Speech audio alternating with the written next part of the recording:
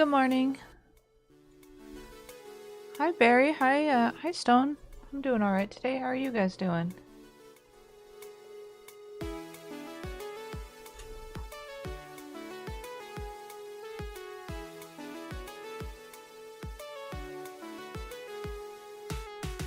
Good morning, Sarn. How you? Hi, Q. It is July 30th, and I'm going to work on Patreon rewards today. Hi, Saint. How's it going?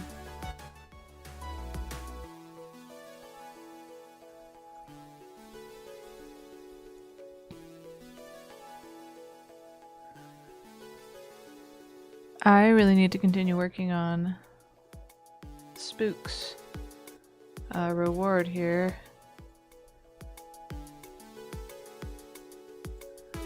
I got distracted by Twitch yet again telling me that I can be an affiliate now, but I still don't know what that means. I should probably look it up.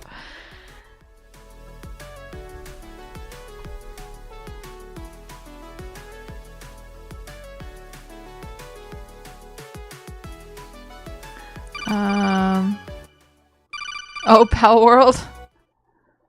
Oh wait, they're doing physical cards? Oh, can I not get subscribe? Oh.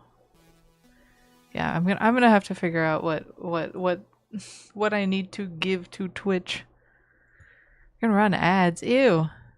Oh my god! Hi, JT. I were a bird.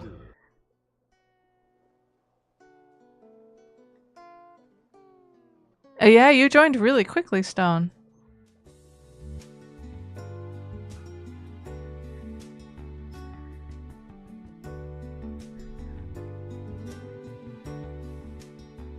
Oh man, what pen was I even using? This is it wasn't this. 34-minute ads.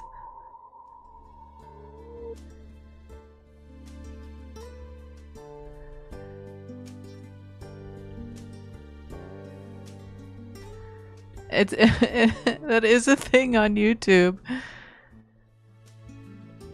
Okay, I was using 8-pixel stroke. Okay.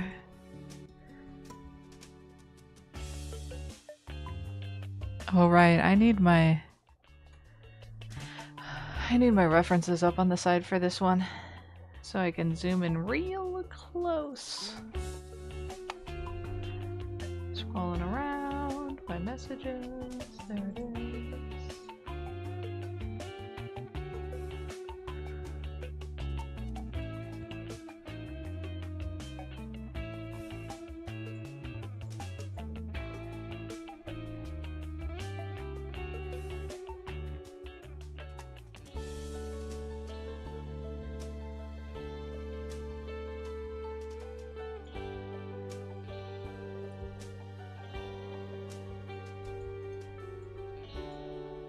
Okay.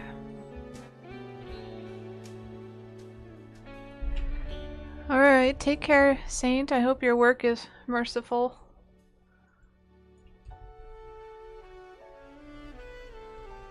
Thanks for popping in.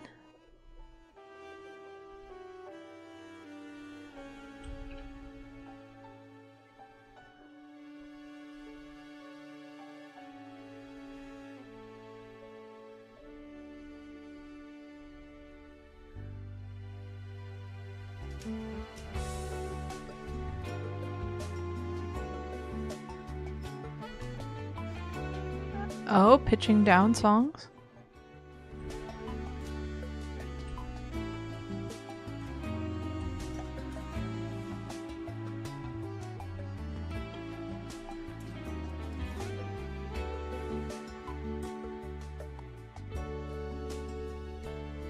I remember for a while there was a trend of slowing them down like insane amounts, and it would just sound like somebody was being, I don't know, taken Devon or something.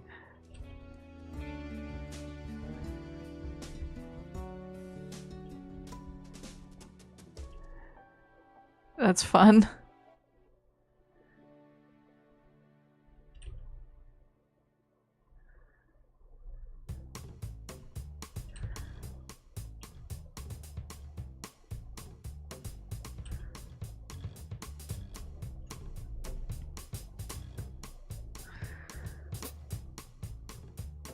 I need to actually make my Stream Elements bot capable of doing something.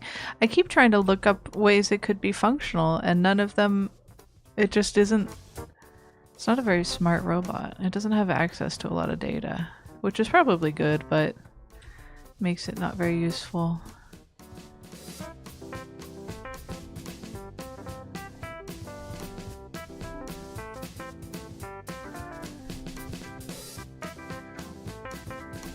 Oh, I don't know if I ran into that particular slowed down song. I remember I listened like longer than that ago. Some Bieber songs kind of slowed down. Bieber songs got meme status.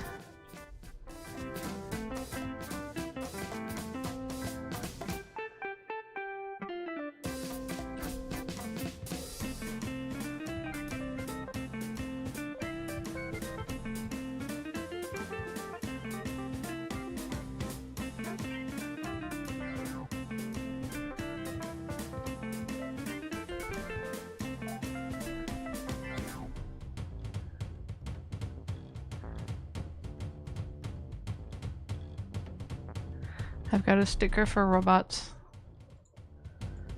Where's my stickers dashboard? Here it is.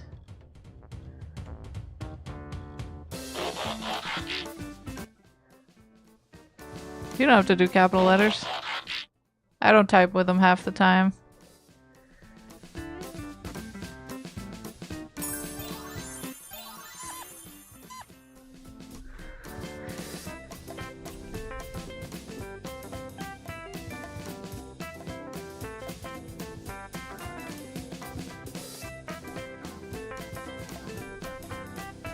There's stickers.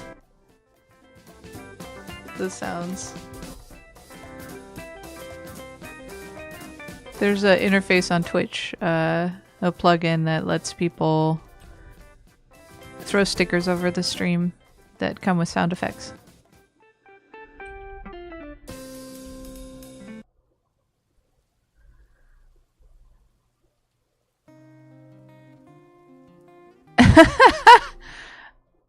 Cheesing the flock camera panels? Oh man.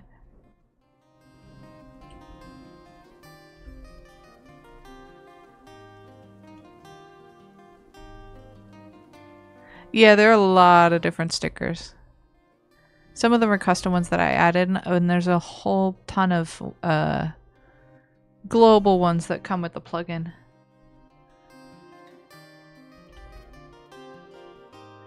But yeah, I see those flock cameras all over town. We have them everywhere here.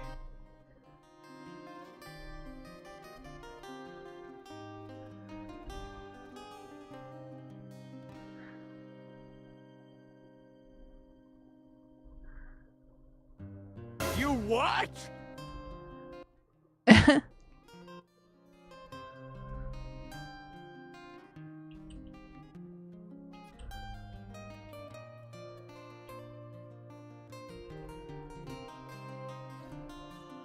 Thank you. I hope it's more smooth today.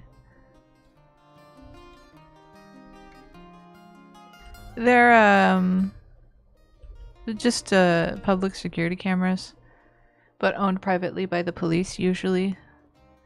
But honestly, I think anybody can buy them. They're just known for being really loose with their data and then really cagey and resisting fixing data breaches. They like don't care. Or they don't want to look bad. I think they value not looking bad over actually being a good security company, sadly.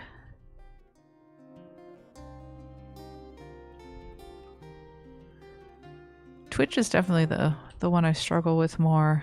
I don't know if it's because of the way that I have my OBS set up. Hi, May.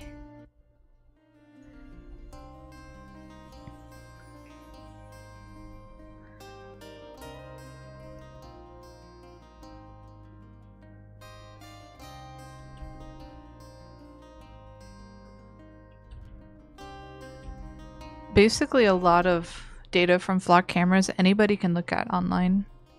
You just have to have like the right URL. It's not protected at all. And everybody who points that out, Flock just criticizes and says like, you just hate security. You're an anarchist. So it's a whole thing.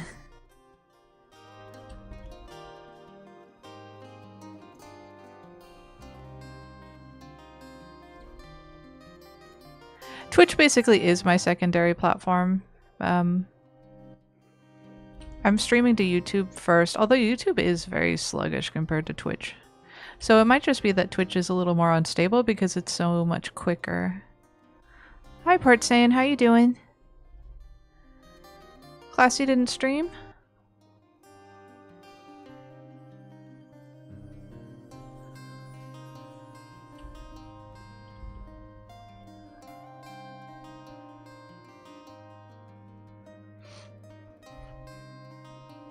Oh yeah, they're just purchased by police. They're not like, and they're very expensive too. So another criticism of them is that it's honestly like kind of a bad deal for taxpayers because they charge exorbitant subscription fees and all that sort of stuff like every other modern technology. Hello Blaze. How you doing?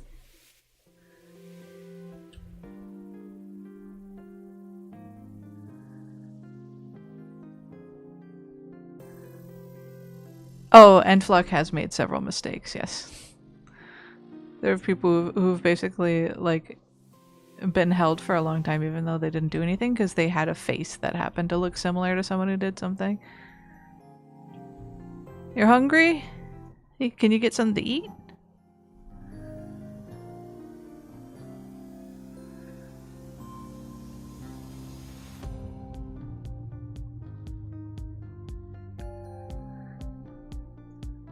No, a lot of Flock cameras are just sitting outside on the road. Q.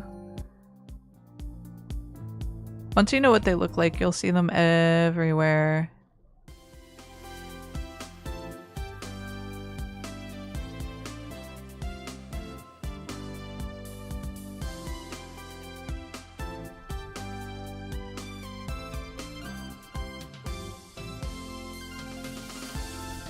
Well, it sounds like you won. It just got recorded differently this time.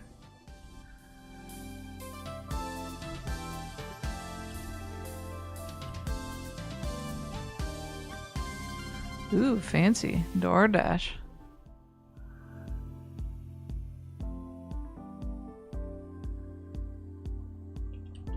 This song is... It says it's from a Pokemon trading card game. Pocket? I have never played it. I think that's the mobile game where you open card packs?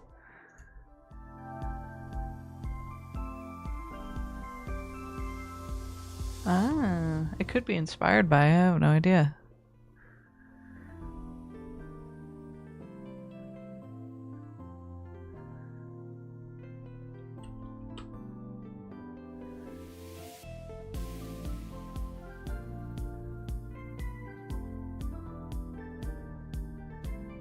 What kind of food did you DoorDash, Blaze?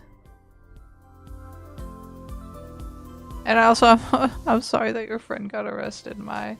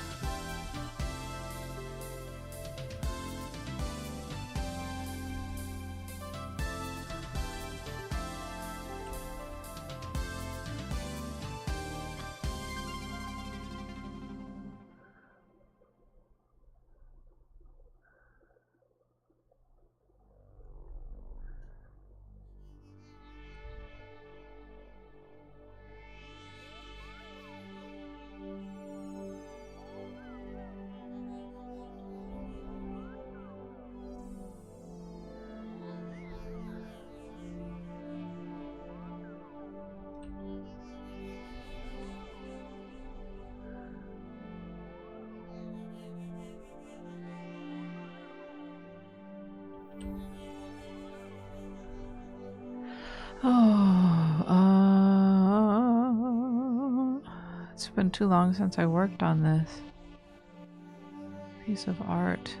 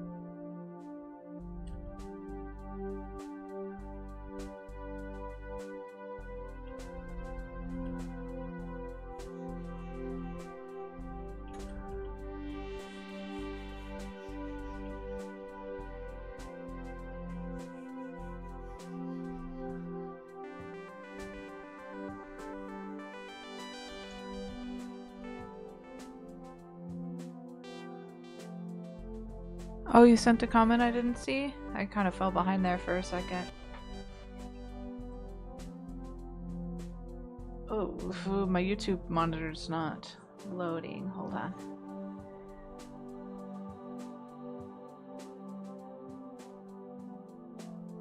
Oh. Oh, why didn't I? How come I didn't see that one?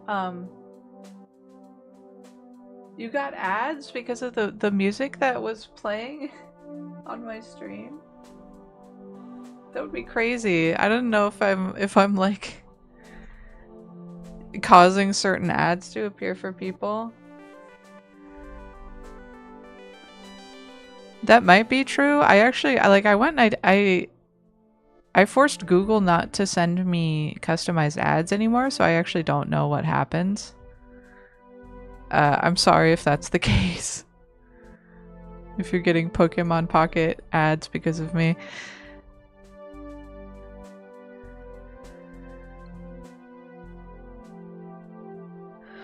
Well, I'm stretching. Okay.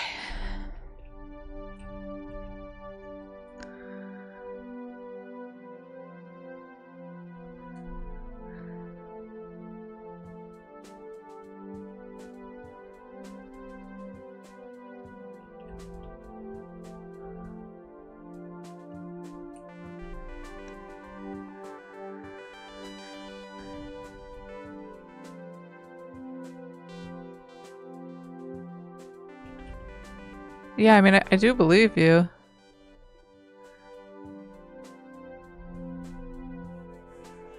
About the ads.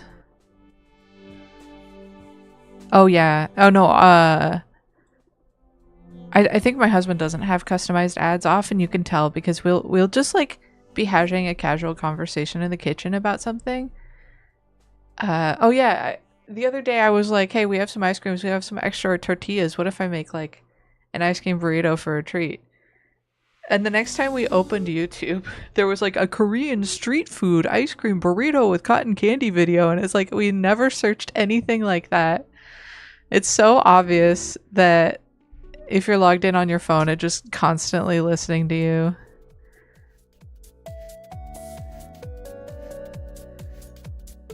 Oh, I don't know, Part Saiyan. I don't know if that matters or not. I mean, if you have fun playing, then to me, that's, you know, you can still enjoy your win.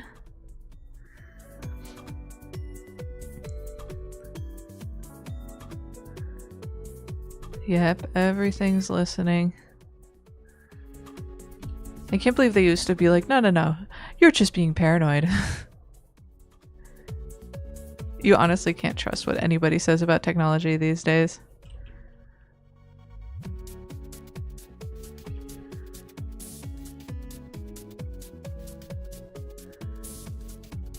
Okay, take care, Part Saiyan.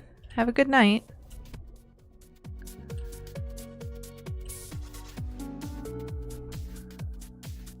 Oh yeah, hold on. You get your clap for winning.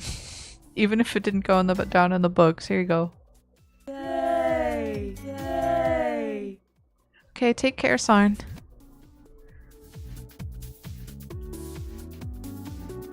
What do you mean?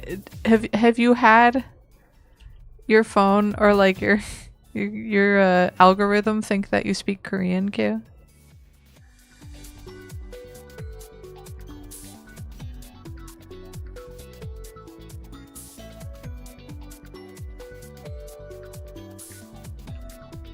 Something's wrong? I sent more stickers if you were hearing something funny.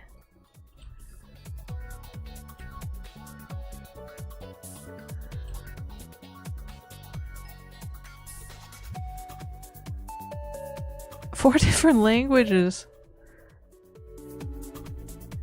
I get a lot of, I have historically gotten a lot of spam in Spanish and commercials in Spanish because of my real name. Oh, with the send button?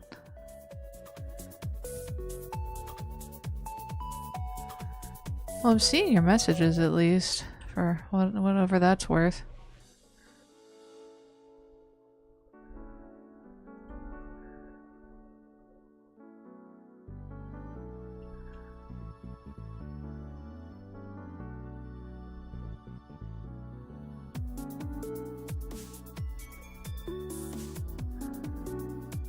Oh, I'm sorry. You missed a chance to ask him.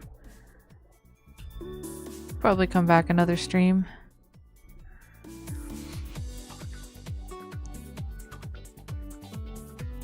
That sounds frustrating though.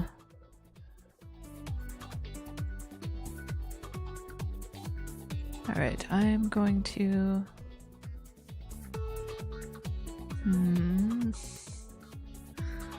Oh, this is a spike. Okay, I did draw it as a spike.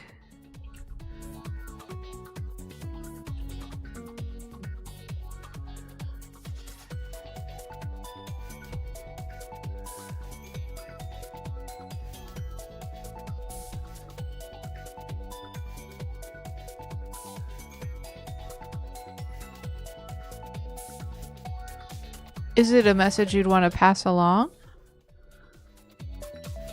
Not that I have a way to contact him outside of the chat here.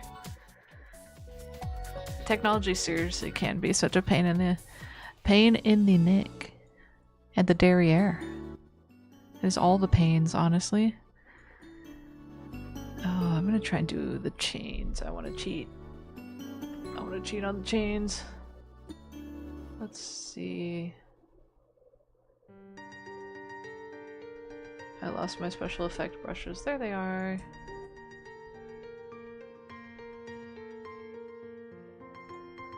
Got two options. I don't think I want that one. Where's the other one?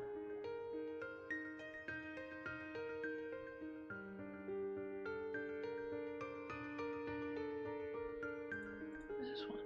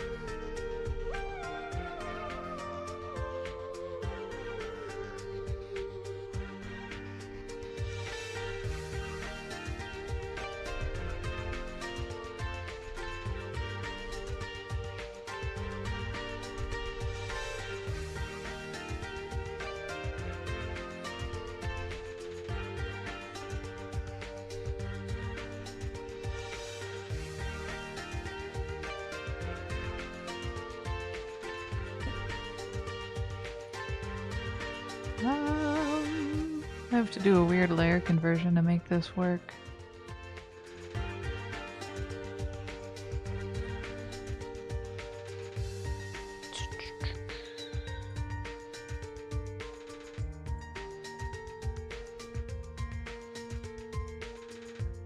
Oh, why is this like this?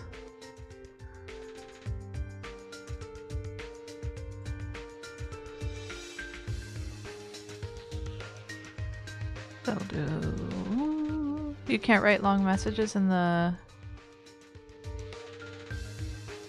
Oh. Oh. Let me see here.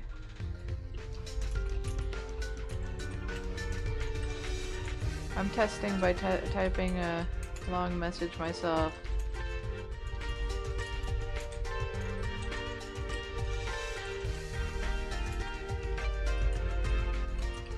Oh, there is a character count. It is a lot though. Yeah, there's a number.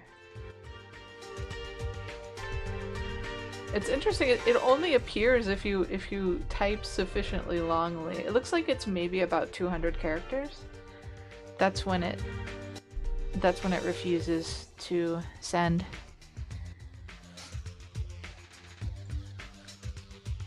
I did not know that.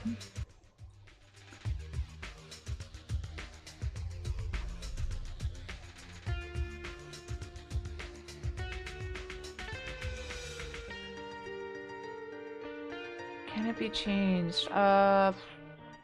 Oof. That's a good question. Let me just ask Google.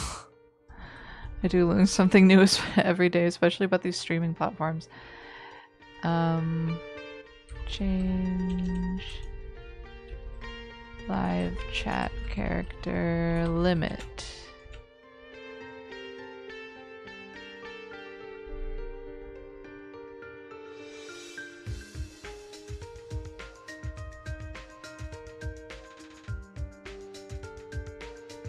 What in the world? It might be locked. 10 characters. What am I looking? Sorry, when I looked up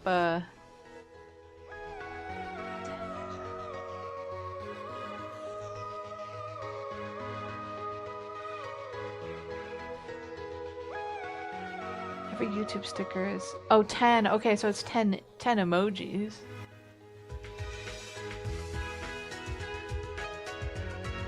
I'm quite confused about the about the results I got. Oh, interesting. Apparently sometimes Super Chat is even more restricted. But I don't have Super Chats enabled. I wouldn't even know how to do that.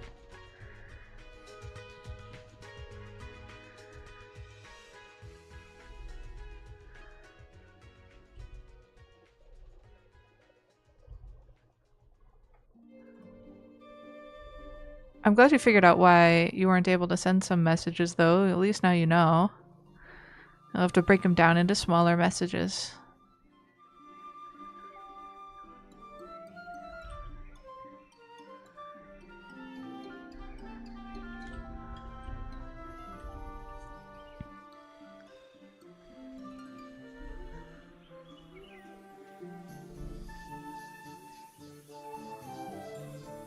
Yeah, I did ask. I said, YouTube, is it possible to change the live chat character limit?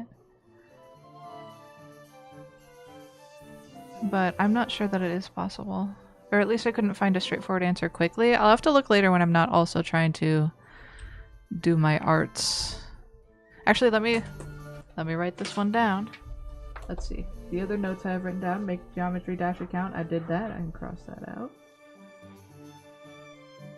Oh, there's the song you mentioned yesterday. I also forgot to look that up. Okay, search YouTube chat character limits. Yeah, mostly what I found was things saying that there's even more strict limits for some things, like emoji, like Very Funny was saying, and for super chats for some reason. Now that I think about it, when the little time I've spent on other people's streams, it does seem like super chats are always very short.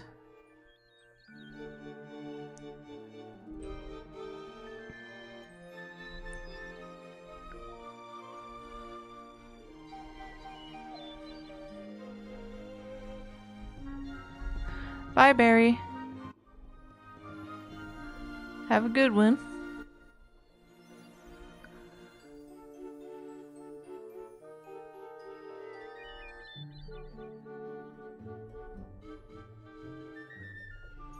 I don't have any sort of monetization set up through YouTube. I am making no monies. And Super Chat is part of that. I'm not even sure whether like I meet the requirements for that. I'm not sure.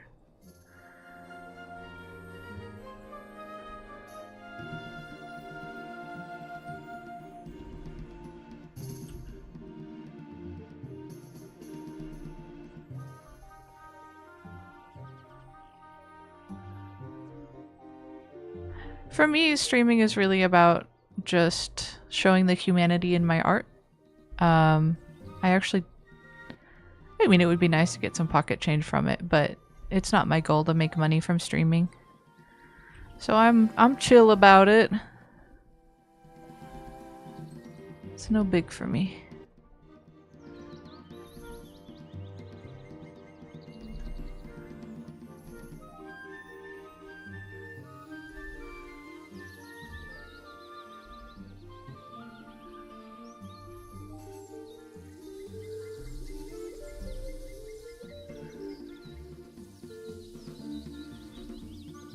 I haven't gone to look at it. I don't know what he actually said. He did tell me that he commented there, though.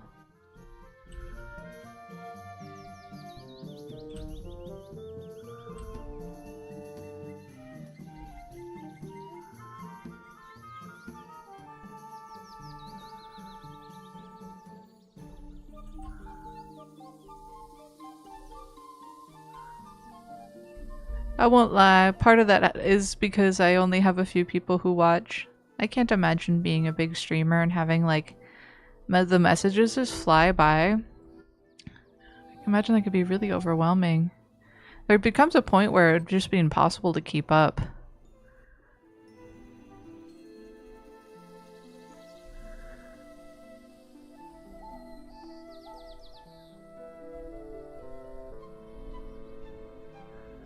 Oh, slow mode. I guess slow mode is how how some people handle it. You guys aren't too fast though. Oh, I'm happy to have you here. Yeah. Well, and to justify it, making somebody do that would, you know, I'd want to be able to like pay them. So it's kind of complicated because like I don't want to go so far in that I lose the coziness of it, and also just the ability that I'm handling it myself. It's supposed to be just like a way that I'm adding interest and value to what I'm doing online without having to invest a lot into it. You're not too fast. I can keep up. Although I did miss a message from Barry earlier.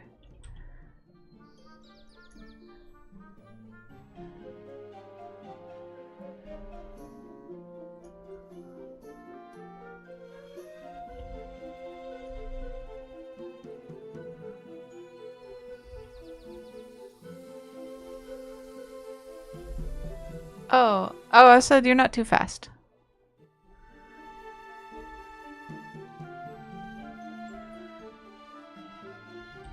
I can keep up.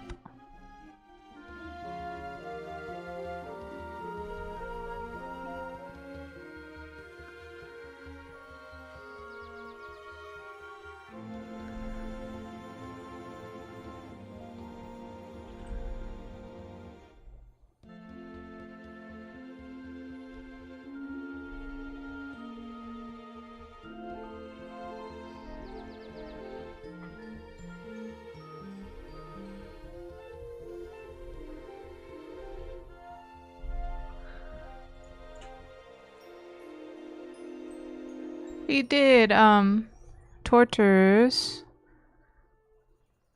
I think he's usually joining on break time. At work. And then when he's got to get back to work, he's got to go.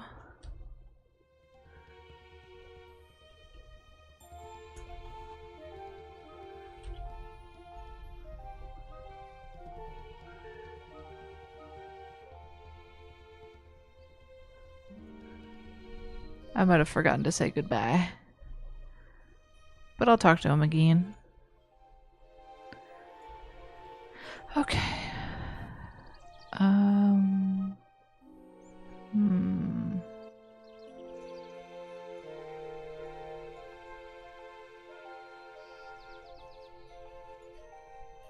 Yeah, I hope he enjoys it as a way to pass some time on his break.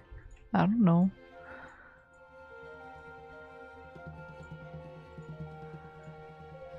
That would be nice if it was true.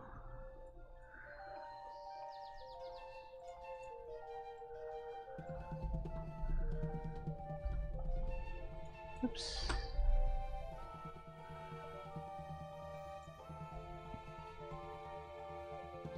Well, I'm glad. This is all kind of surreal for me because the truth is, in real life, I am terrible at being the center of attention.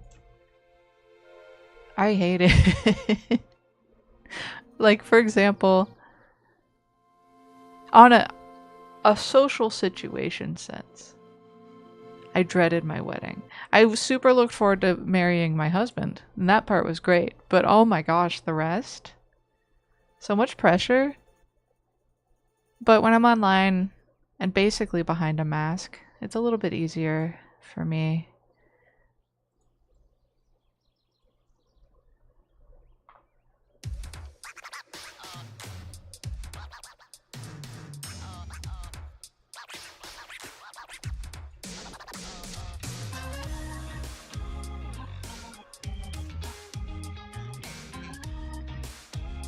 Yeah, I feel that.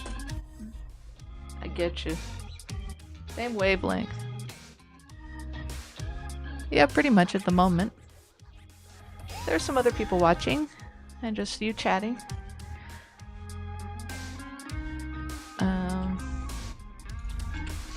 I'm organizing my file here.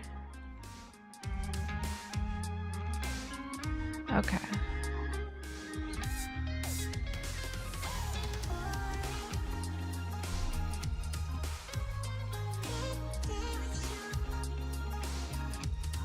I don't show my face on camera, although it's probably not that hard to find a picture of me online if you dig enough. I use a PNG tuber of my fursona, my little furry character, on my stream to represent myself. And it's really simple, it just blinks and the mouth opens when I talk. It's nothing super fancy.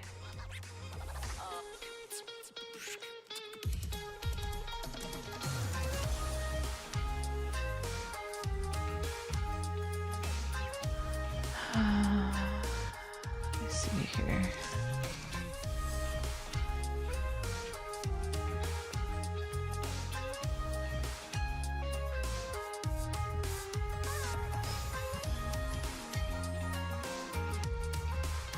I mean, I've been on the internet for a really long time. There's data everywhere. Even if I wanted to clean it all up, I would struggle. So I haven't shown it on stream. No. There's video of my ankle with a cat rubbing it on my channel. And my voice in it. Oops. Okay.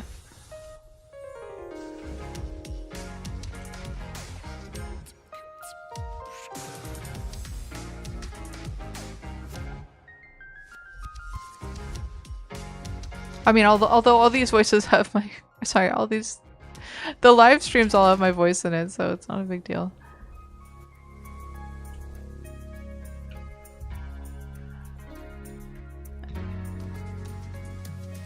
My Patreon even used to be under my real name, so I only changed it recently. In other words, I am highly cancelable. Hopefully that never happens. Haha, we'll see.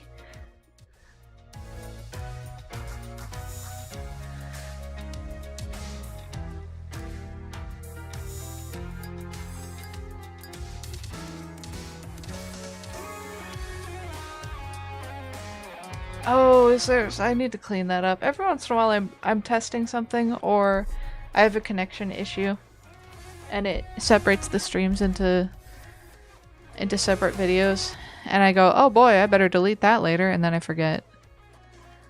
There's probably no content in that 4-minute stream.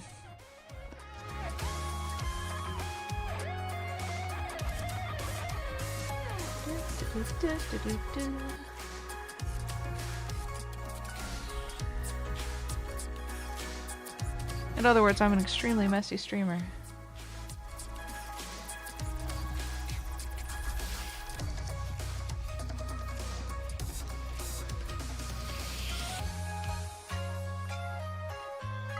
I don't worry much on Twitch because Twitch actually deletes everything after a week automatically.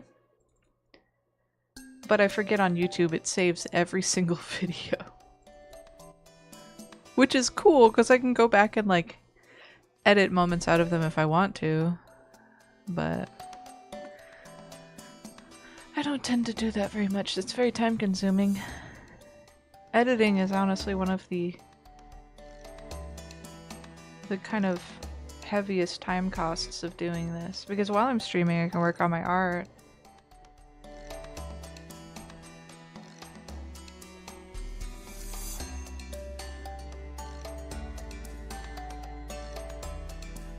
Well, my Patreon is under the zarlair name now, the same name as my channel. My real name, one of my patrons just noticed my real name is still on my commission list too, which I have on DeviantArt. So I don't know. Like I said, I'm not as careful as I could be in these matters.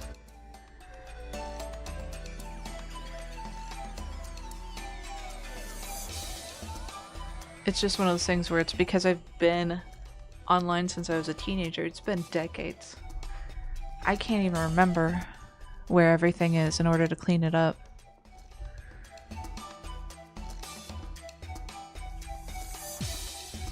I'm a data nihilist.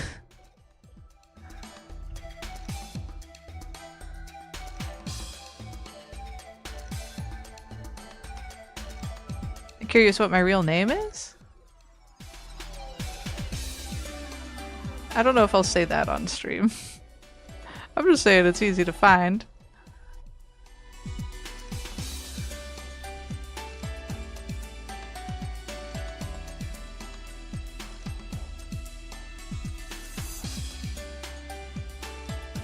Welcome back, Barry.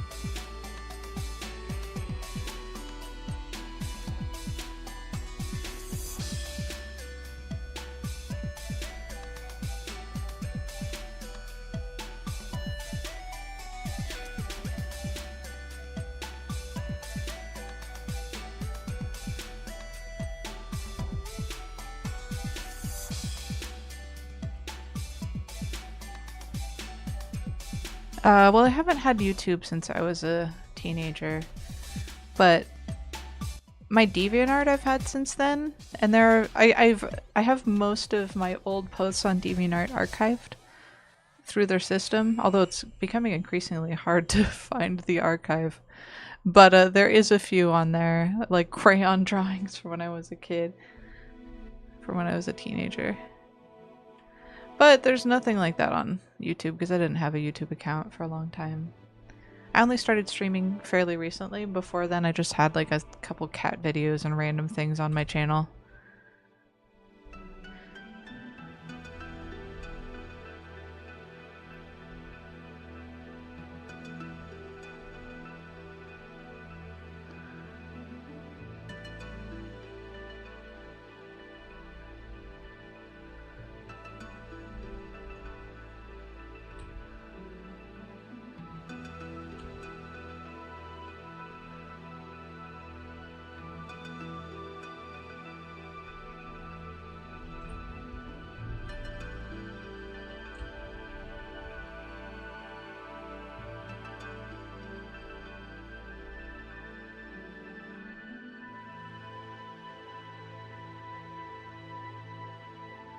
Yeah. That in that ice cream truck video, it's actually the ice cream truck's outside of my room and you can't see it, but there's kittens playing in the room. That was last summer when we had a cat give birth under our house. And we decided to intervene. And all those kittens have been adopted since then, and they're adults now. Well, they're adult sized. Because they're just over a year old.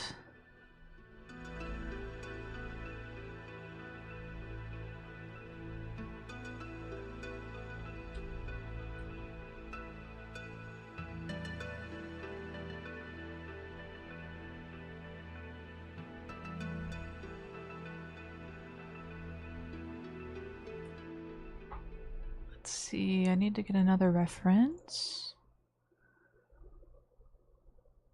This on. Okay.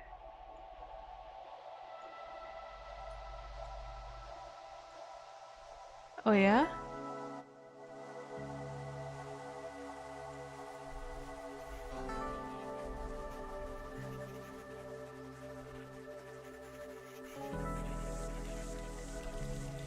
That sounds like a nice channel.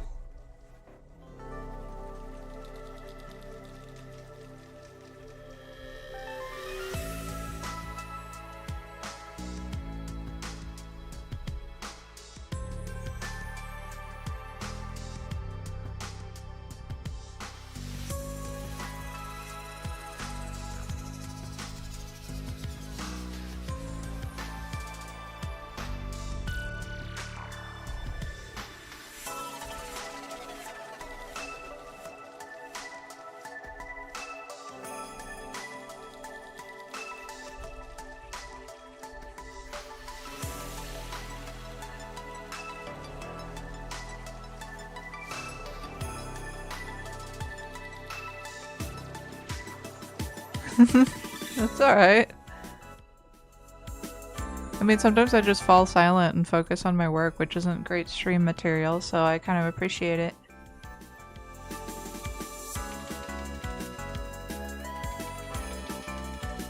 I have some favorite channels.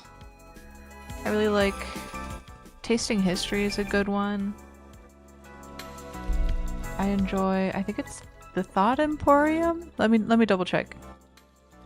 If I'm thinking of the right one here.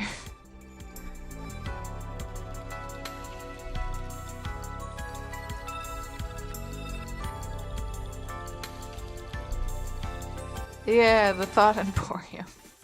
It's like a mad scientist, I'd say. Related to that, I kind of like Nile Red, Nile Blue. Those are fun channels.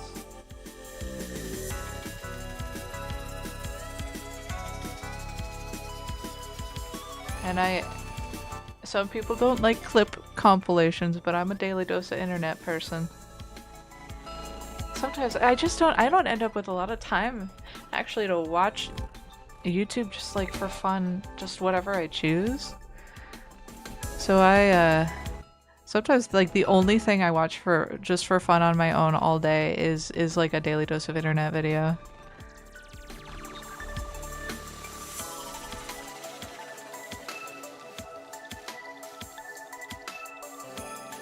Oh, interesting.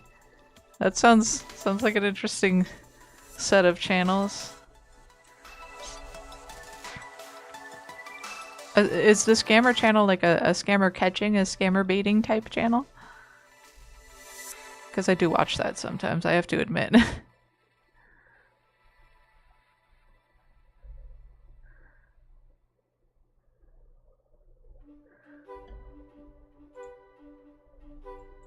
Gosh, did I have like a reference for this pose? What have I done?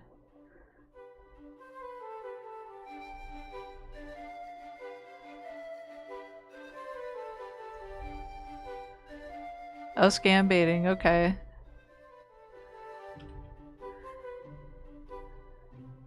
I'm not I'm not huge on vigilante justice, but when it comes to scammers, it's pretty satisfying to watch their time get wasted, because that's all they do to other people.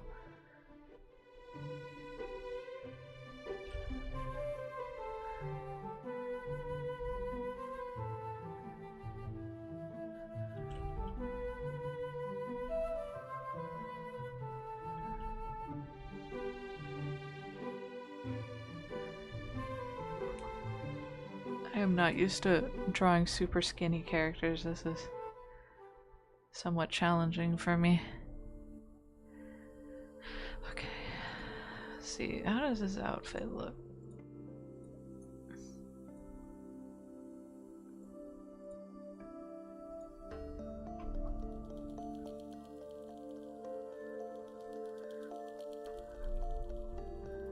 Oh, AI voices to tell texting stories. Okay. I've only seen a little bit of that sort of thing, but it seems like an interesting storytelling format. I know somebody did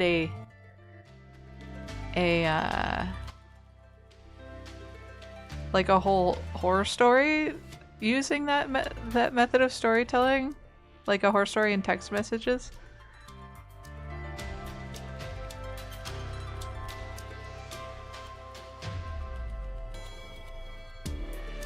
Ah, that's kind of interesting.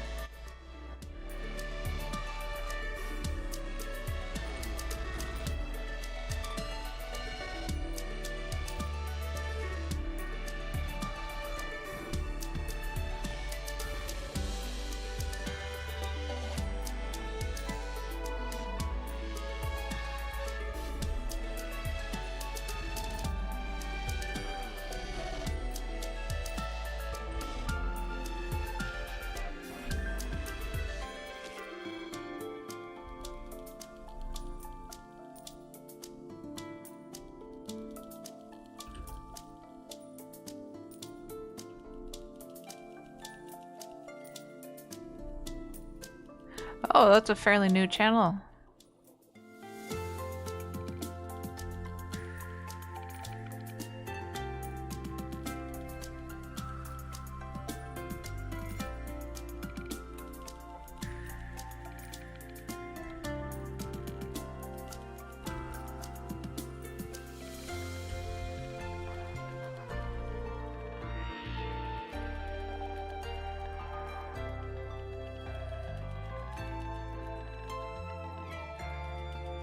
It's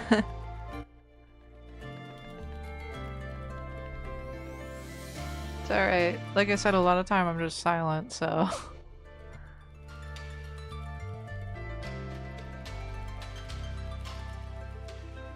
Giving me something to gab about while I do my arts.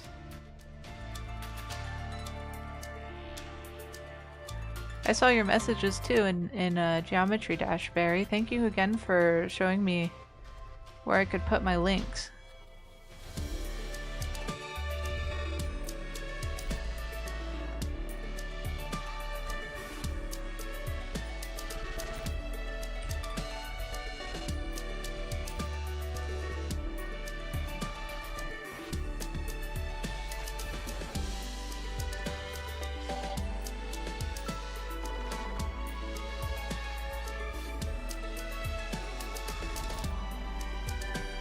You've certainly kept me talking this time.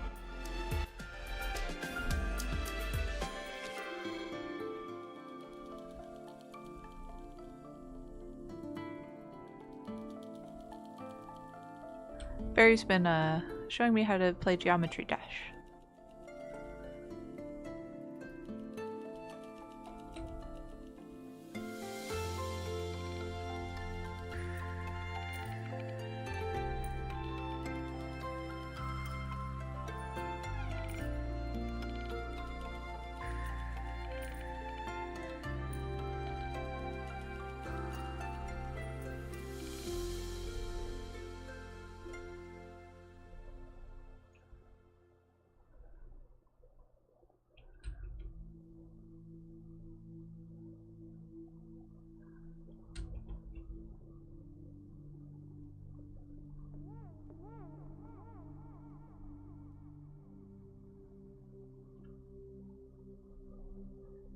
Oh, I didn't take it a bad way.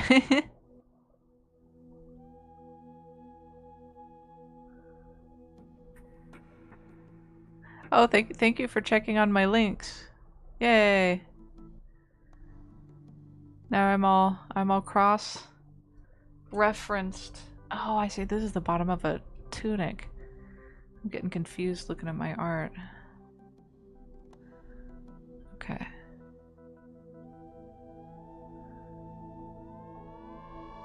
Yeah, for a long time online, my username was Zari everywhere I could get the name Zari. But it's been so long since then. And Zari also became it became like a One Direction fan thing. And ever since that happened, I haven't been able to get that username anymore. It's almost always taken. Not always. I've been able to get it a few places. Like I got it on Toy House. But that's why my like links are split between Zari and Zarlair.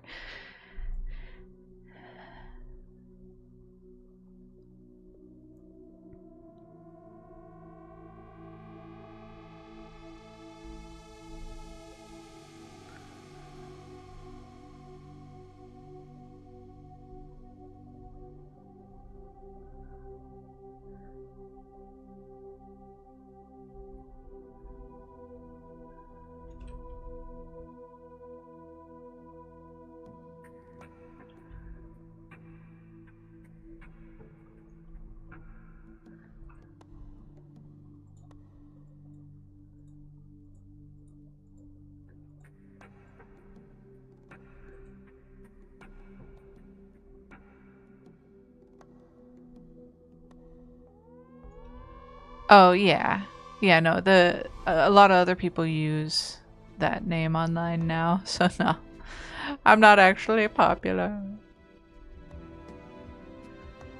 Not in a big internet way.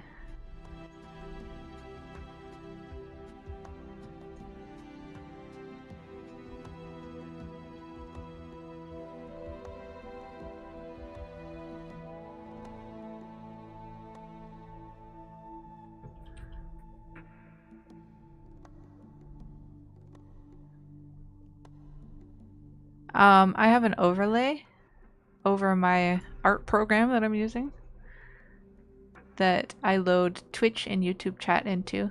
So I see them pop up. There is a slight delay. YouTube's already a little bit slow, and then there's a delay of it coming to the overlay, so I'm sorry if my responses are kind of slow.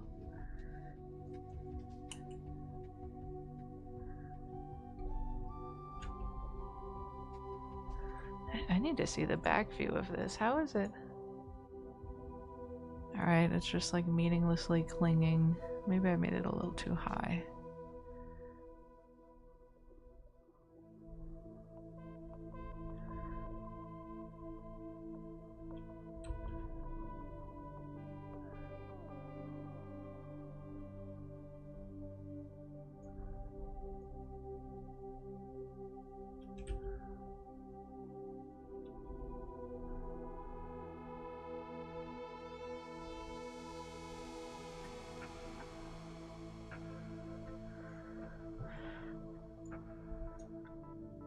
So yeah, sometimes the reason that I missed stuff like earlier was it was moving just a little too fast for my overlay.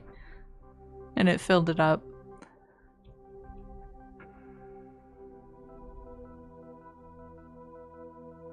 Oh, are you caught up again? You're okay. It's all good.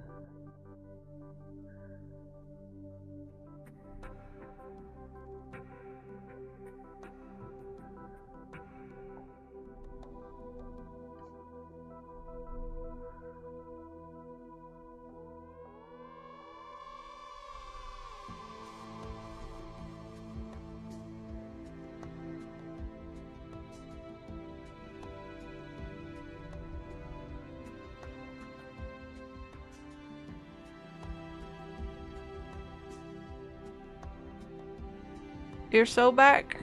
Welcome back.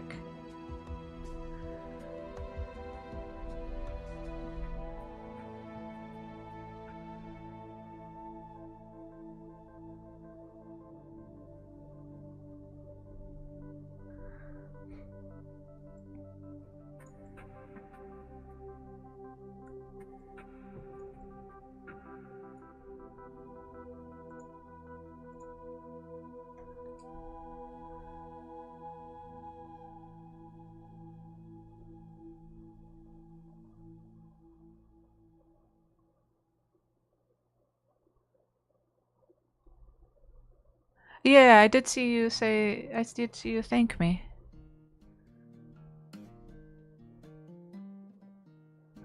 Glad you're good, Barry.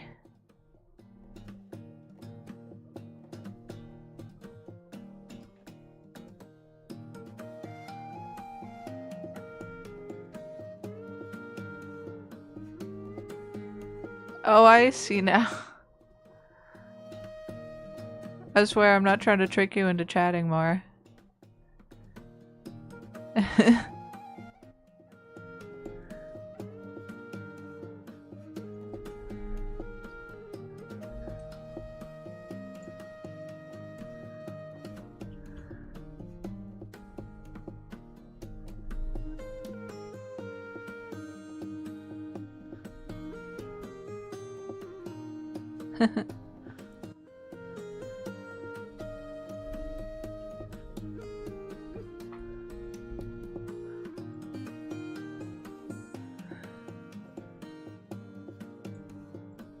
It does seem self-evident now that you say it.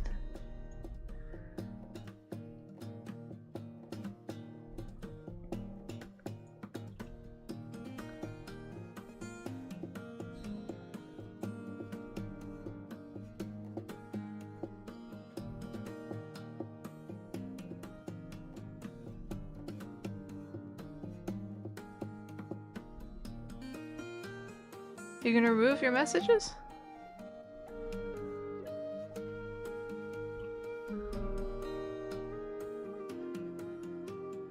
Oh, I'm not really bothered. No need to clean it up. You know what? I don't even know if it saves chat from previous streams and like displays it. I know YouTube is capable of doing that, but...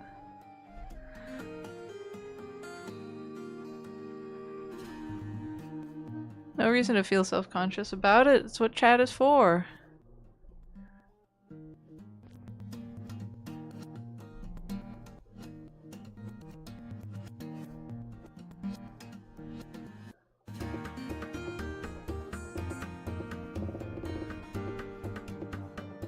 Man, does chat replay work on my... Let me see. Let me like try pulling up yesterday's and see if there is a replay available. So I checked once and I didn't see it. Oh, here's yesterday's. Oh, okay, there's a replay. Yeah, I can see all your chats from yesterday. Huh. I could have sworn my channel didn't have that a while ago, last time I checked.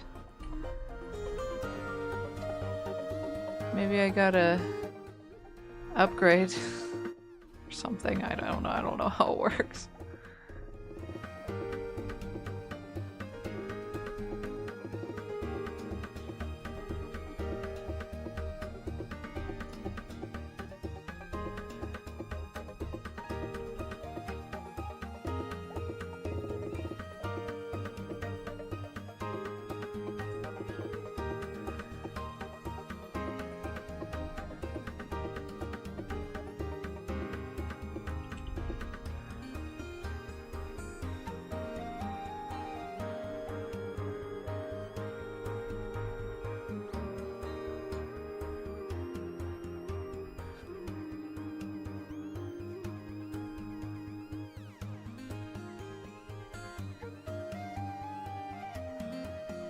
Yeah, I actually have no idea what removing messages will do to a chat replay. I don't know if it'll record that or just remove. It's so mysterious.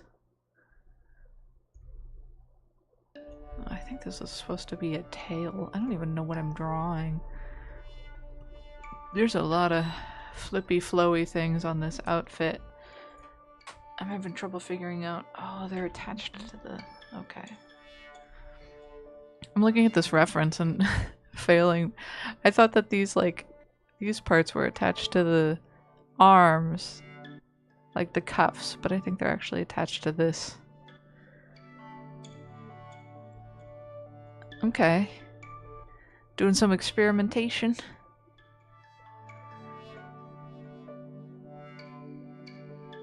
check Discord? Okay.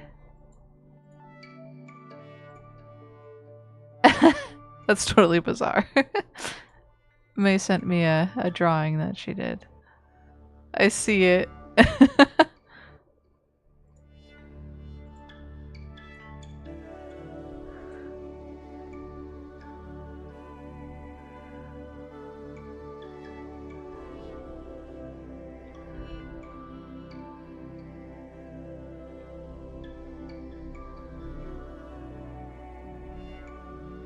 What's interesting about removed messages?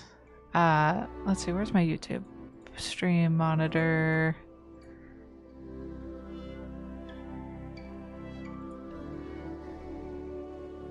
Is they actually show up on my overlay and don't delete. So I can see on my chat overlay, which is on stream, which will be ultimately part of the stream that people can look at. It says 2003, 2004.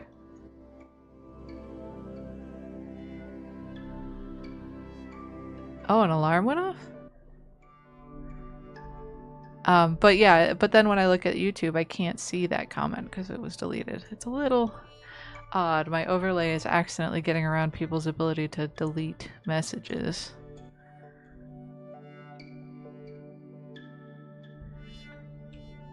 Although I have seen, Barry, sometimes you delete your messages so quickly they don't show up at all. So I guess if you're really quick. What's your alarm for?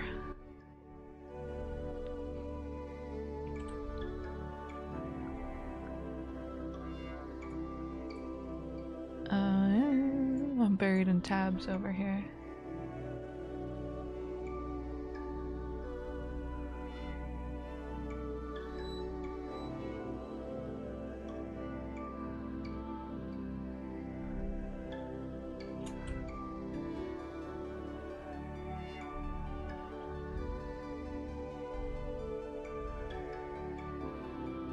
Oh, it's good that you can use the alarms to help you know when to do things.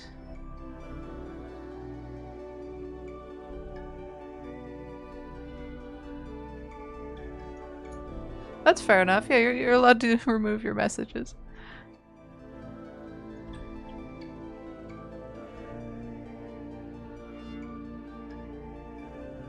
But yeah, if removal is too slow, it shows up on my chat overlay, which shows up on stream. So it's kind of an interesting issue there. Not ideal, actually.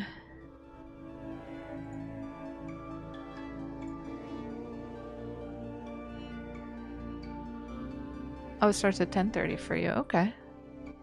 Yeah, it's 9:30 for me. I am on the West Coast. So I'm pretty early in the time zone consideration. West Coast of the Americas.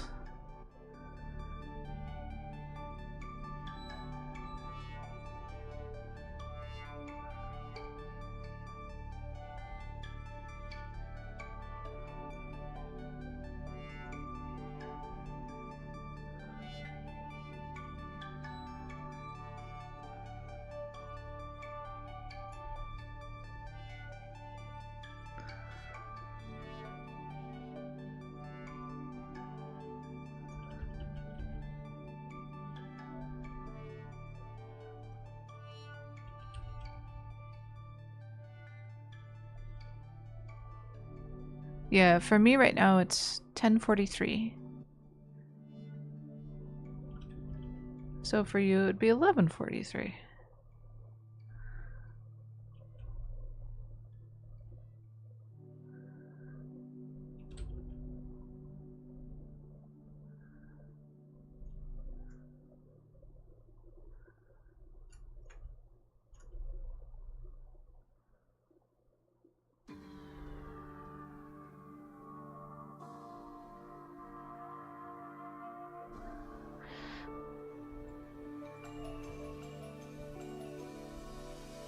Oh yeah.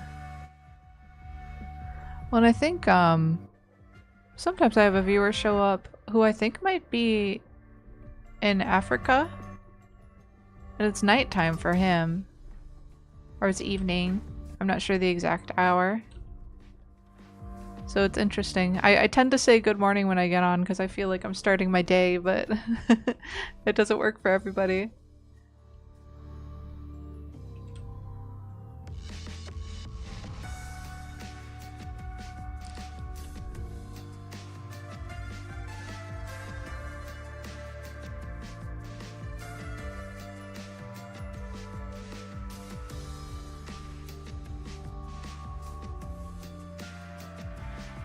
I think his screen name is usually C, S-E-A, with dots between it, like S dot C E. I'm not sure where Part Saiyan's from. I do not know. I know it's later in the day for him too, but I don't know where from.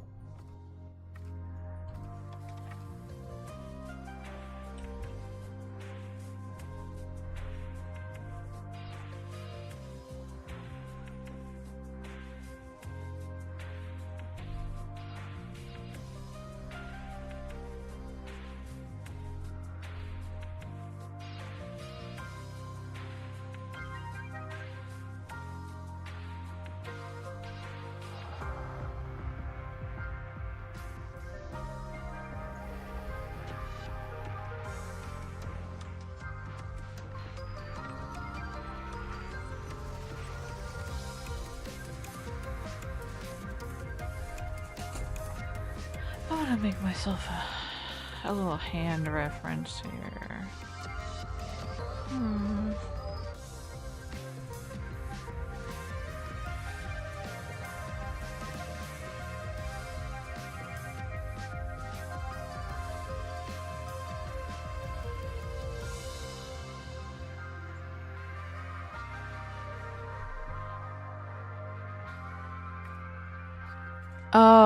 Oh, maybe? I think YouTube, oops, YouTube will pause you even if you just lock your phone unless you have YouTube Premium. At least that's how it used to work. We've been married for 10 years.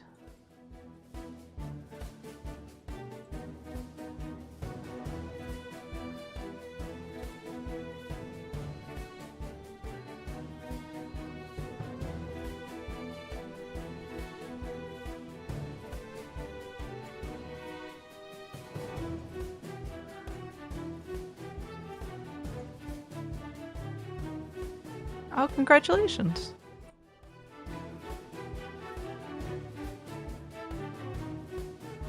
I'm really lucky to have my guy. Very lucky. For a while he was unfortunately looking for work. We're in a kind of tough situation right now. And while he would join the stream every morning and chat a little bit with everybody, which I really appreciate. But he finally found some work now, so he's got to focus on that, which I do appreciate. Oh my goodness. What didn't they fix, Barry? What if I do this? Is that what I'm looking for? Not quite. It doesn't really look good at this angle.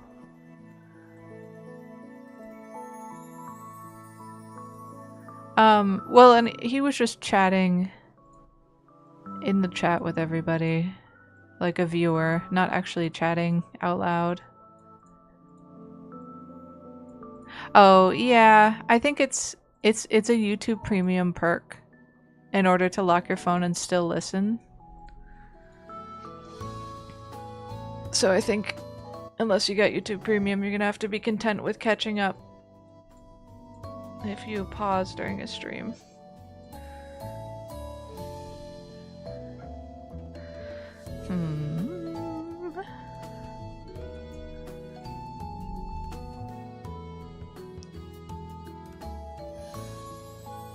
Did this really help me at all?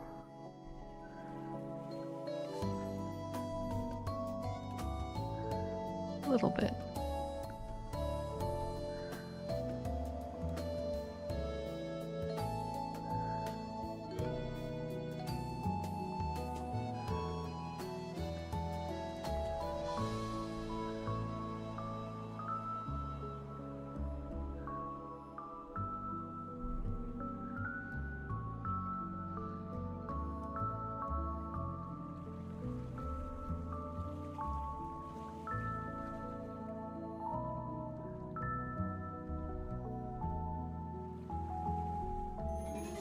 Just because I don't know. I don't know what he wants me to do. He doesn't have the similar username to me, no.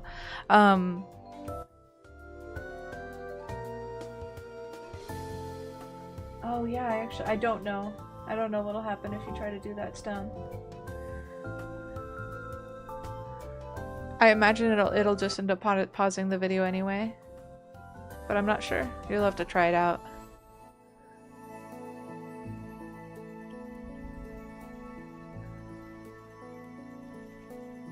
Oh, everything. Honestly, I would say the thing that I've improved at most as a professional artist is actually all of the soft skills.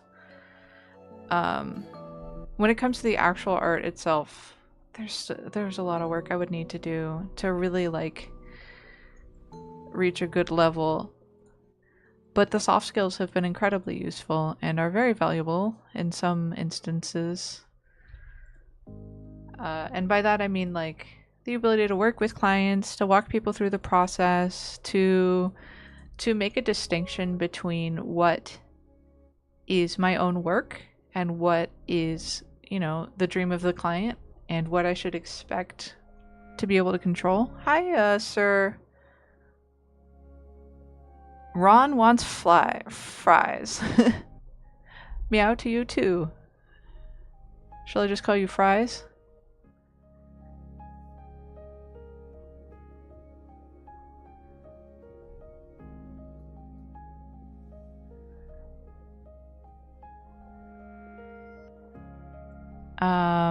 So that's what I've improved, but what do I still struggle with? Composition, dynamicism in my poses. I do not have Fries, I'm sorry to say. I struggle with finding enough time to do previs work that is like taking the time to do thumbnails, to really work something out, to push a piece to its maximum potential. That is something I shamefully do not do enough of. Because I feel so pressed for time all the time that a lot of the time I'm basically choosing concepts that I know are suboptimal. Just because I need to keep getting the work done. And it is something I'm working on by trying to set up basically things that will hopefully free me a little bit. And when I'm a little freer, I might be able to cut down, like, for example, on the number of quick sketch type work I'm doing, so I can do more high effort work that pushes my skills and that really shows what I'm capable of. So I would say, yeah, taking my time and pushing like more dynamic feeling for my work, and like refining compositions, making sure people don't feel stiff, all that sort of stuff. That's what I really struggle with.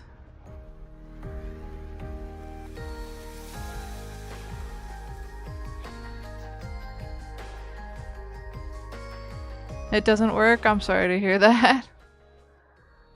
That's frustrating.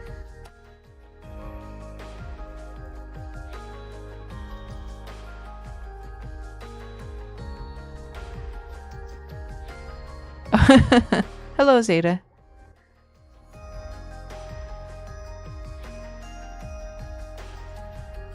Alright, well at least you figured out something that works. Closing the video and rejoining.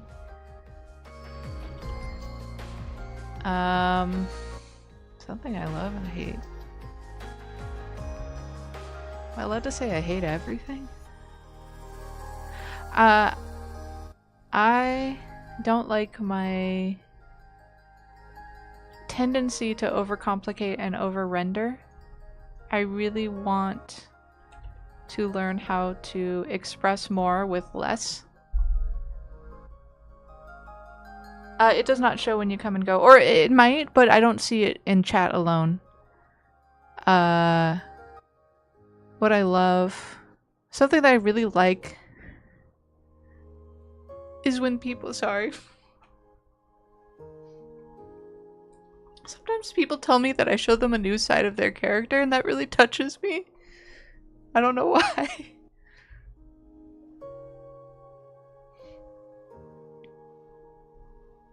Yeah, I think it would show when you're not watching anymore. I can see like when my viewership drops.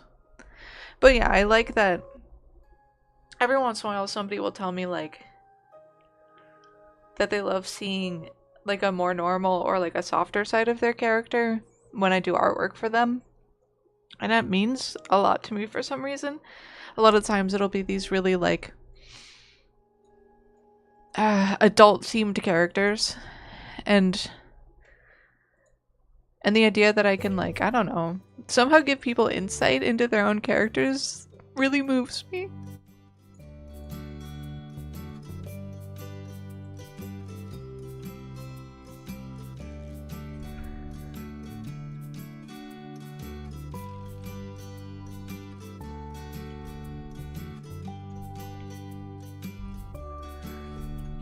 But yeah, I have to admit, Stone, most of the time I'm not watching how many viewers I have, because it would stress me out.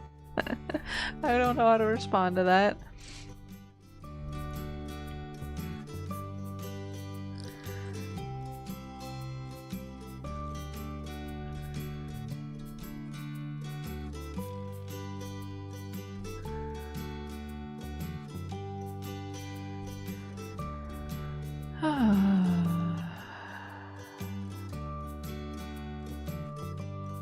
Okay.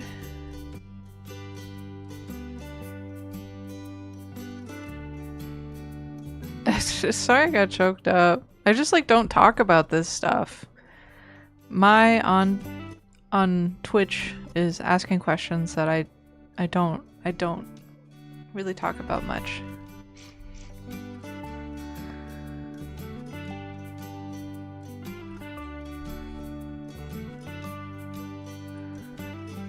Honestly, my greatest inspiration is probably growing up with really beautifully illustrated children's books. I actually wanted to be a children's book illustrator originally. And it's that kind of illustration that still really inspires me when I look at it. I love pictures that tell stories. Hello, Sarn.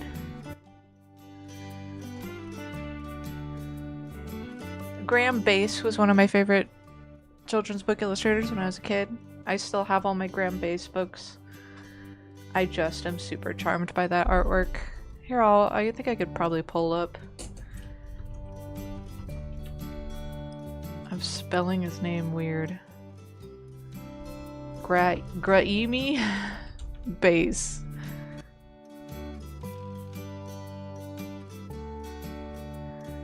Here's some of his artwork.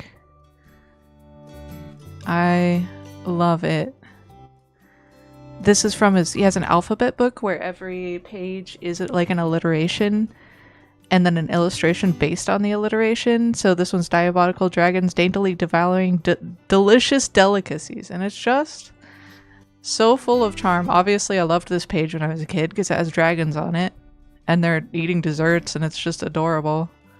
That's not the best scan of his work, but his artwork is awesome. And it's all like animal people.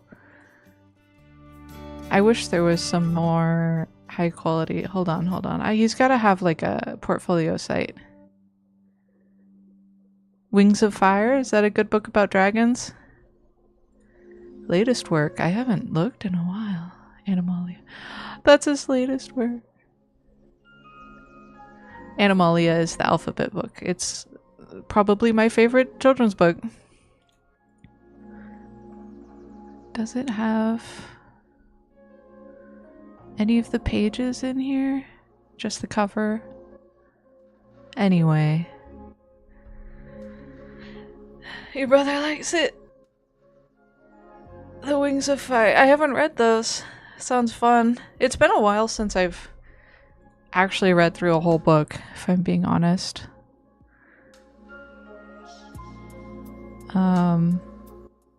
But yeah, children's books are still like my original illustration inspiration, and I'm nowhere near as skilled as those artists. The last thing I was reading consistently, and I still dip into now, is a collection of Grimm's the fairy tales recorded by the Grimm's brothers. They're not Grimm's fairy tales, but you know what I mean. Oh, you gotta go? Okay, take care. Thanks for hanging out and chatting. I appreciate it. But I love fairy tales. Some of them are gutting. Bye. Have a good rest of your day. Enjoy lunch.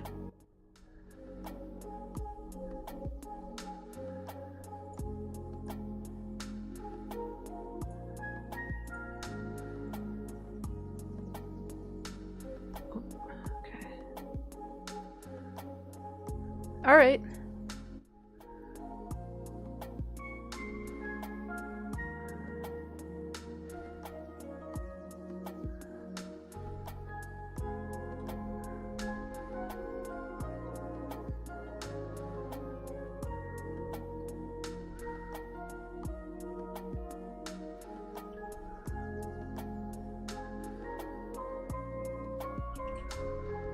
Goodness, there's a lot going on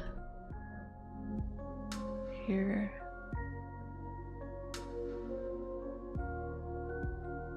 Oh, that's a tough question.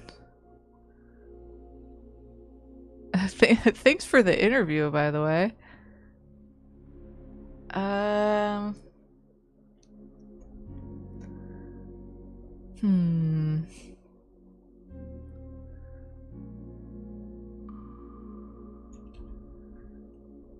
I mean, I remember when I was studying the arts, enjoying Caravaggio's work.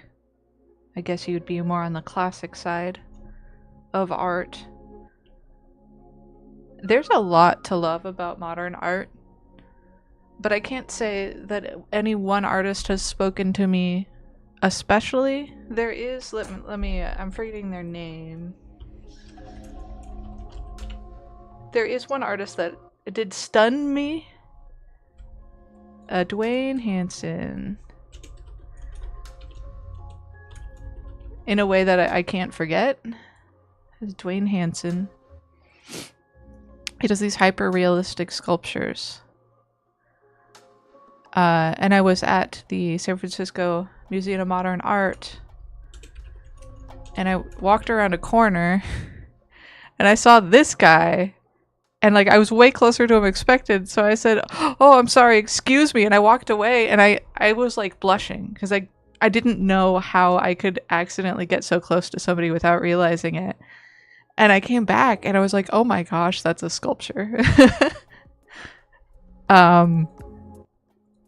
It was just kind of an unforgettable experience, and for that I have to give credit to this modern artist for his work. I really like his work. It's very cool. I like how he kind of shows the mundaneness of humanity in a really honest way. Like, these look like real people. They're not exaggerated. They're not like sexified. They're not real just in the quality of their skin and their hair and stuff. They're real in the way they're presented, the way they sit, the way they're living their lives, and I love that. But yeah, I really enjoy modern art. It's really fun the way it pushes the edges, it plays with limits. I know a lot of people like to give it crap. They'll be like, my kid could paint that or whatever, but I do think they're sometimes missing the point. But there is also a lot of a bullcrockery, I'll say, in modern art that is kind of worth making fun of, so. I think the comedian is both under and overappreciated. I will say that. That's the banana taped to the wall. People act like it's the end of the world that that piece of artwork exists. But it's a troll. They're being trolled. Maybe.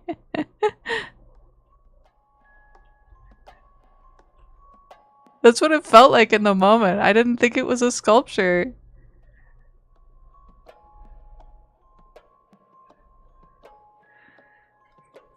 I think that's part of the reason I actually got so embarrassed is like he didn't move at all. I was like, is he that offended? Like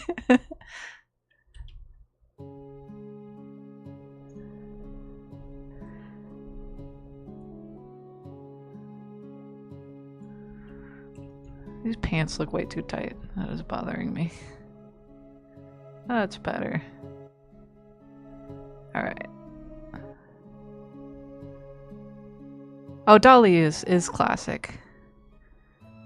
Now I'm saying that in the cultural sense. He's a modern artist, but he's in the pantheon of well-known modern artists for a good reason. Giger is the amount of inspiration that Giger has given to so many people for so many projects is crazy. Giger is like cultural canon. His work inspired by him is everywhere. And his work definitely makes an impression. I get pretty uncomfortable when I look at it, but I feel like that's kind of the point. I wouldn't personally hang it up in my house, but I really appreciate it. Honestly, a lot of artwork I like is like that. What I think is good home decor, I would separate from what I think is fascinating and excellent artwork.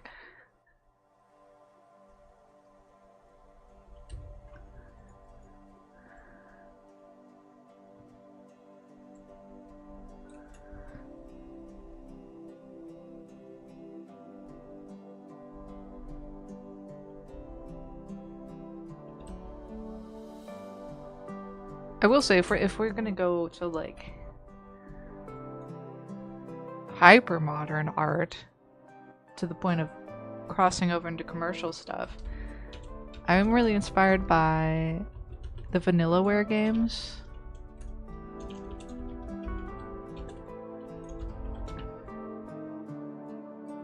Yeah, no, Giger's work is kind of adult. But yeah, basically everything by Vanillaware is so beautiful. I would put some of this stuff on my wall. It's so pretty. Like, they don't even need the anime element of this for this to be a beautiful piece of work. Just the way everything's rendered. Every color is used with great intention. I don't know. Their art is just very cool.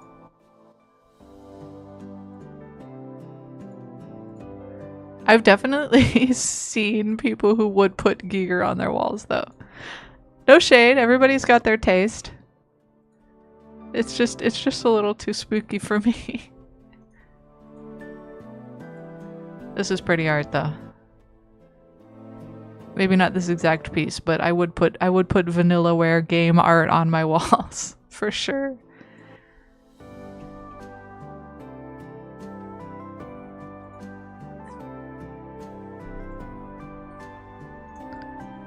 All right.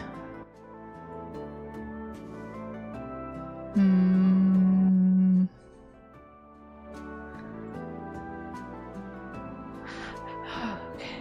I need to go for another reference grab here. Wait, didn't I already? I did.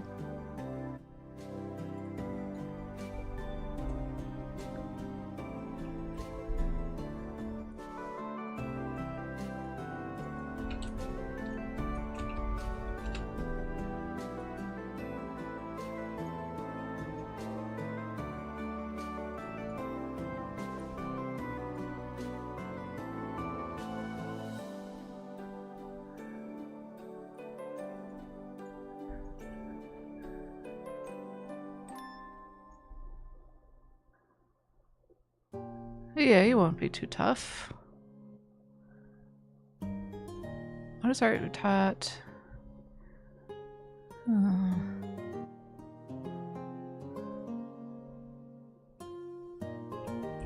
Man, that one's actually hard to answer because I've been drawing since I can remember.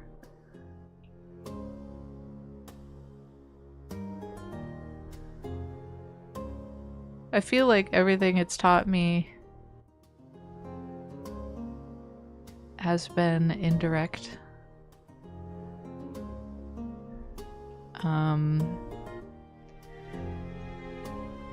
Like my parents,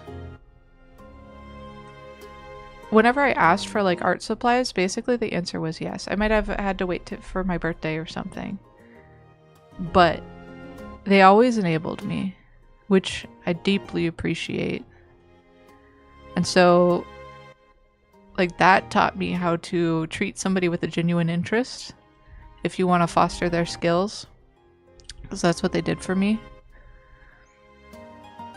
I don't know. It's taught me that, I guess one of the things it's taught me is that the idea of talent is really just interest. Now, because I enjoy the physical act of drawing basically more than anything else. People say, oh, you have a talent, and it's like, no, I just really like doing it, so I do it forever, always. I do it, like when I was a kid, I would take sketchbooks to restaurants, and while I waited for my food, I would draw. And I spend all day drawing, and even when I had office jobs, I was drawing, and I went to school so I could draw more. And talent is really just an interest, an intense interest that gives you the drive and the patience to do all the practice you need to do. Oh, okay. Thank you, Barry. See you. Goodbye.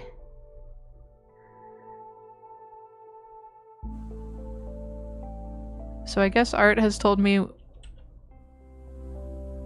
when to try and encourage somebody who seems to have a talent.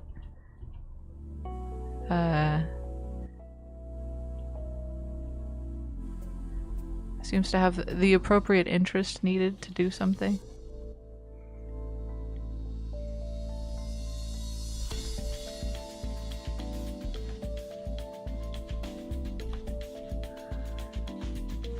Well, okay. Maybe the biggest thing that art does for you, though, for somebody, is it trains your eye, and it teaches you to see the truth in a way that a lot of people just may never do. That's a huge advantage from being an artist.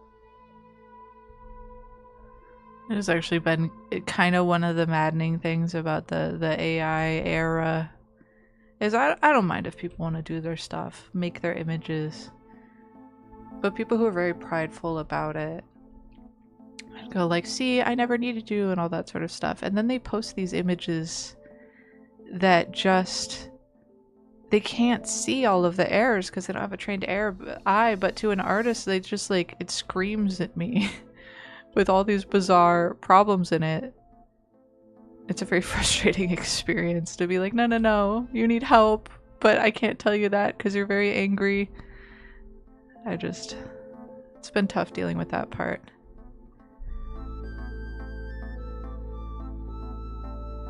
That is true. That's true, Zeta.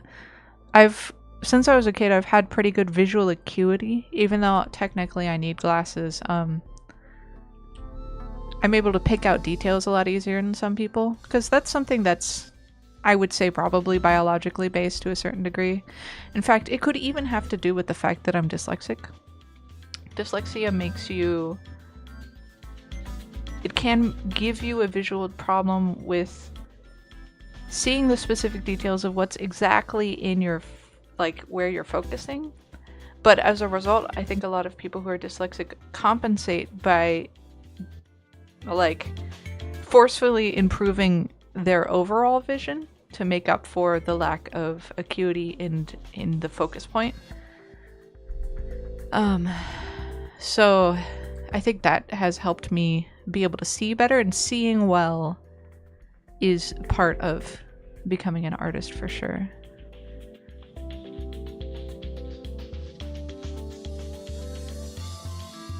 Yeah, AI art has its uses for people. Some people want to use it to iterate quickly. I understand that. Or want to be able to use it to visualize something. There are reasons that I won't use it for those things, but it's a personal choice. Yeah. I honestly like the older, worse models that are all melty, like you say, Sarn. They're fun and interesting. To me, it's more inspiring because it leaves a lot more to the imagination, and I enjoy filling gaps with my imagination. The melty ones are kind of better for me. My worry with using it, like as reference, it's like second order. It's like trying to grow a carrot because you had a carrot smoothie, for me, which is why I wouldn't use it for that. I need to find my... Speaking of reference, I need to pull up my reference for Mirandus's outfit. And then using it to visualize stuff, I'm worried that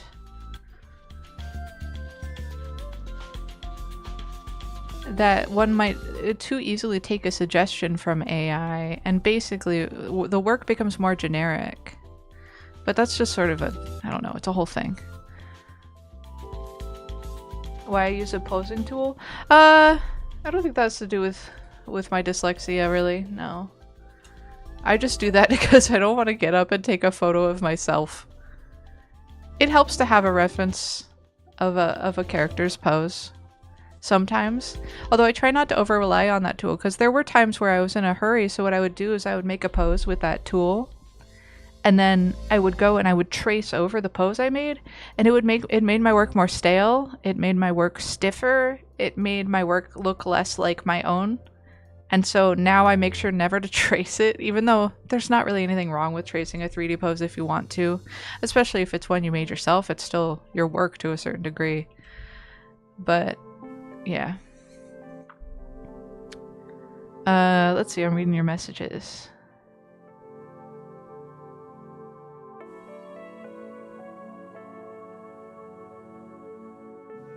Yeah. Yeah, for me, I guess I'm describing similar pitfalls with this thing. This is what I would use to like make a pose that I want. It especially helps with characters with big size differences where I just cannot picture it. And I would even have trouble describing that to an AI. Like these are poses that I did a long time ago for Theo and Cal, where it helped me make sure that I had their relative sizes just right. When characters are having a lot of contact, it really matters. Let's see. Some people might recognize this. I use this to help me like set up a scene where everybody's sizes are correct.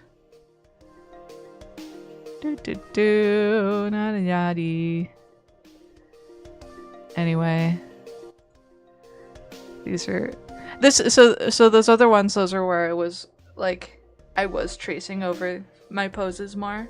It was too stiff. But here, it was more of a setup that I would then draw just from eye. Although I still will try, I totally will trace over things like the table and stuff to establish a perspective grid that I can work from. Because, like, my table's not going to look more lively if I draw it by hand than if I trace it. That's not the same as characters. But yeah. Yeah. Yeah, I understand using AI for that stuff. I personally won't make that choice. But I'm not... Most of my problems with AI have nothing to do with people actually using the tools in their everyday life or for their art or for whatever. With the exception that I do worry about the possibility that, like, amateur art or folk art will all become really flat, samey, and basically corporate controlled. And to me, that's a tragic loss, but it might just be an inevitability.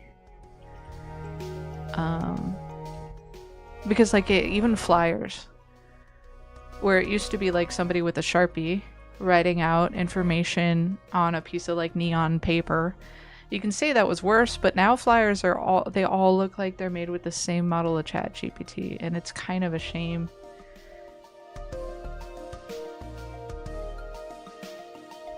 Yeah, it becomes spottable because it has a really distinct style.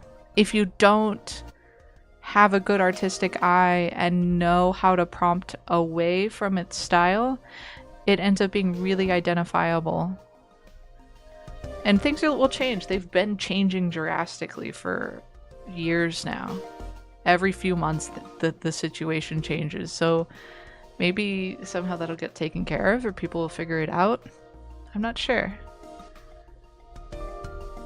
Oh, this posing tool? Yeah. This is, oh, did I close it? It's Just Sketch Me. You can also use it online if you go to justsketch.me, I think. Let's see.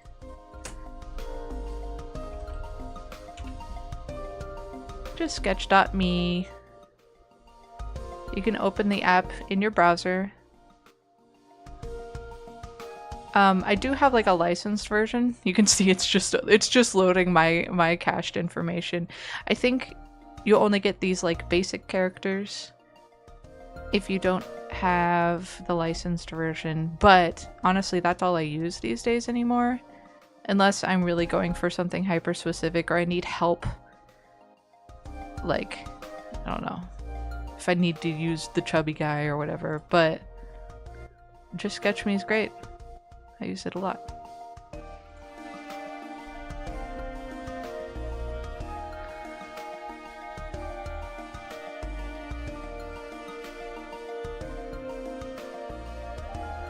I'm always happy to share tools. And I really do hope someday that some cooler AI tools become available. I know Photoshop's doing a lot of stuff, but I don't have Adobe anymore, so I can't toy with it. Because there's certain things AI could help. Like, if I could, like, for example, give AI a character reference and then a line art and be like, hey, do the flats for me. That would be great. That would save me a lot of time, and it's not something I like put a lot of artistry into. It's really just tedium. So something like that, I would totally use it.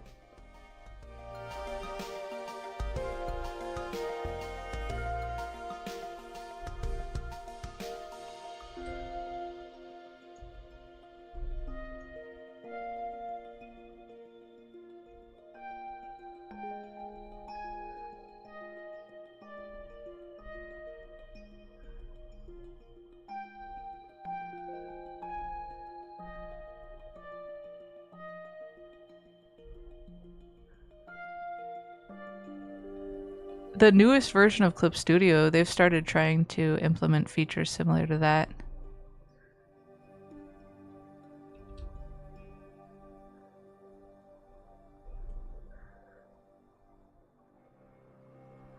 That's good. Yeah, you have to... I think what it is with AI, you have to keep an extra careful eye on your vision, because otherwise it'll easily take over.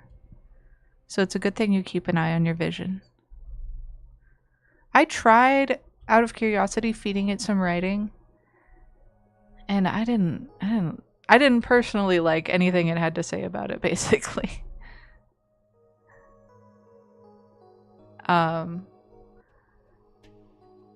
And also the context window was just too small. I was like, and it was like, oh, we can just like compress this conversation, and it made this little file.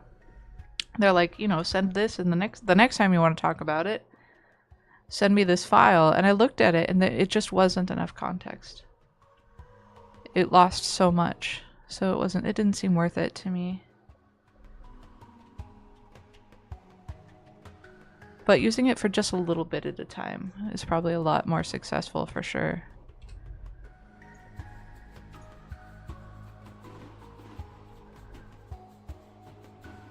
Oh, nice. Do you have fun doing the coloring? I hope it's fun. Or relaxing or something. Oh, this is a crazy jacket.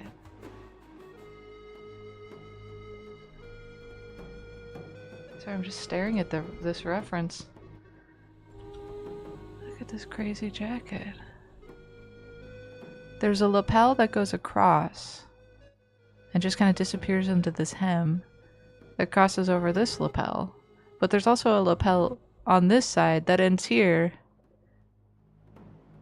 And then there's this... There's this like extra panel. But it's only on this side. It's crazy.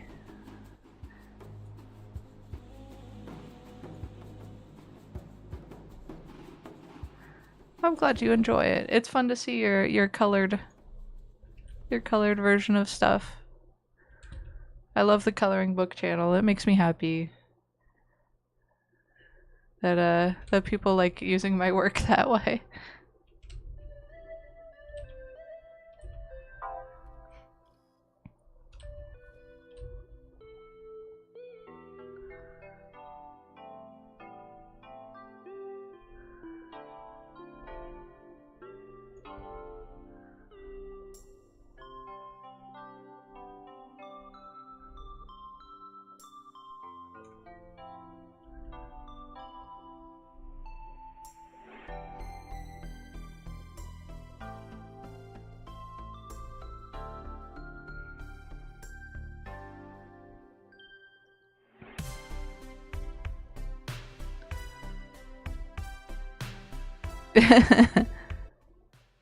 Crayons for adults.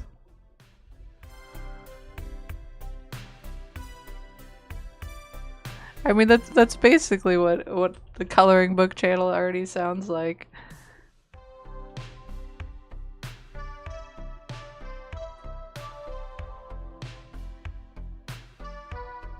Oh my gosh, there's so much going on with this jacket.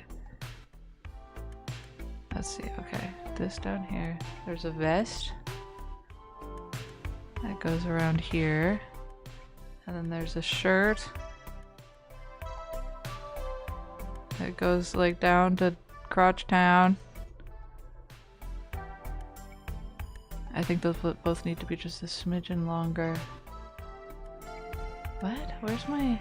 Oh, okay. Losing my tools.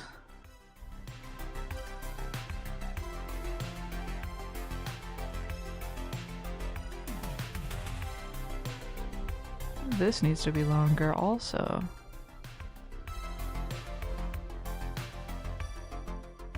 Yeah. Thank you for the questions to rant about, May. Those were fun.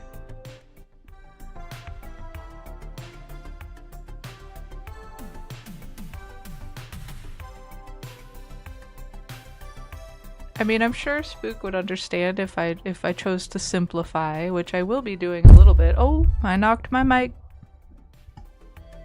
All right, it stopped vibrating.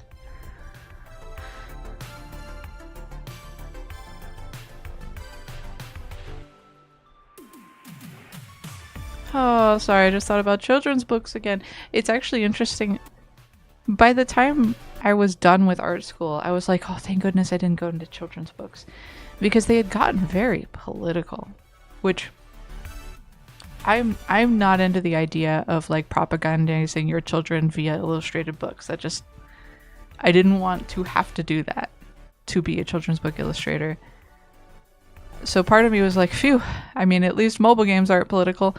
And then now the children's book industry is just totally flooded with AI work, which actually kind of makes me want to do it more, because like kids deserve quality. This is like the low effort kind of AI, the like people just trying to cash out quick. They're like, it doesn't matter if kids books are junky, I'll just make 100 of them and sell them on Amazon in a single day. And that's not great. So part of me is like, whew, I'm glad I don't have to like deal with that kind of soul punching crisis to children's book illustrators, but it's so sad for the kids. Goodbye, Stone. Oh wait, it's me to say goodbye. It's 11:30. All right.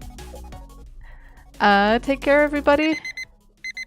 Thank you so much for hanging out, for chatting, for watching me do my arts. I appreciate every one of you.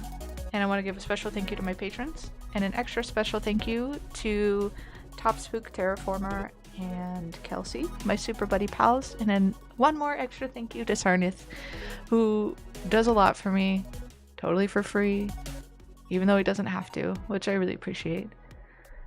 And I wanted to, I'll see y'all tomorrow. Take care, have a good one.